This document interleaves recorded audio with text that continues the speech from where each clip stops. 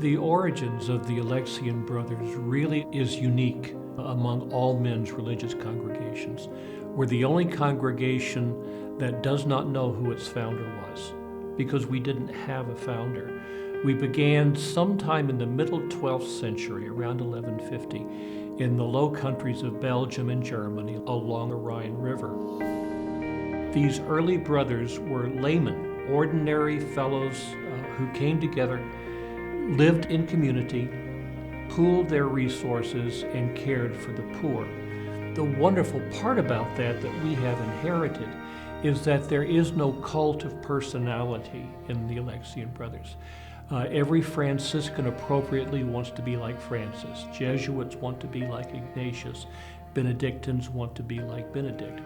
We don't have that sort of call or figure to a particular person, but rather as a grassroots movement of very diverse men, very ordinary, normal men who came together to serve a higher purpose. And we have existed that way for over 800 years.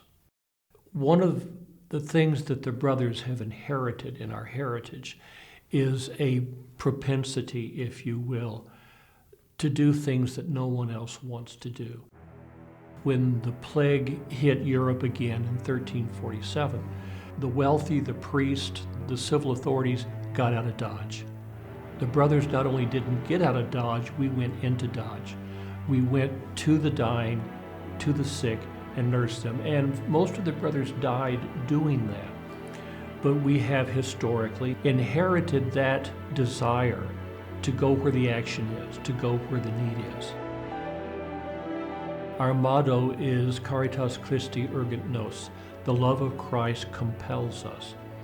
It doesn't say the love of Christ asks us or invites us nicely or says, if you're in a good mood, would you do this?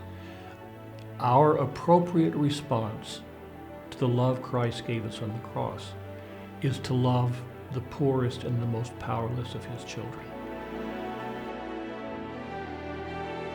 The Alexian brothers' crest, or seal, is a remarkable piece for all of us.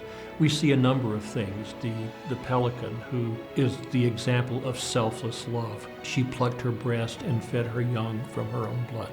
The raven, who carried food to Elijah when he was hiding in the cave. And the cross shovels are a really unique and practical expression of what we do. Not only did we nurse and care for the sick, but we buried the dead.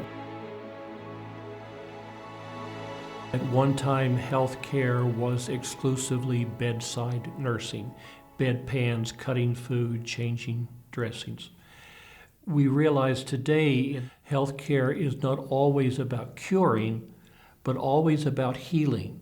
Our ministry to people living with AIDS will never cure them of the HIV virus, but it will help to heal families, to restore relationships, and to bring people back to wholeness. That's a lesson that we all should live by. Mm-hmm.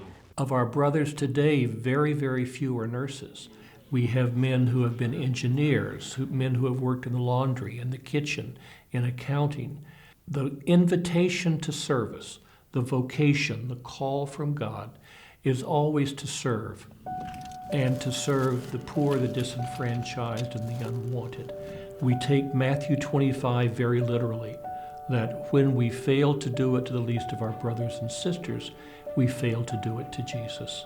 And as religious brothers in the congregation of the Alexians, we're able to do that. We are not two-dimensional plaster saints by any stretch of the imagination. We are imperfect, wounded, scarred. I get angry, I lose my temper, I sometimes say words I shouldn't. But I will go to bed knowing that someone's life is better because of what I tried to do today. And that's a pretty good thing to be able to say.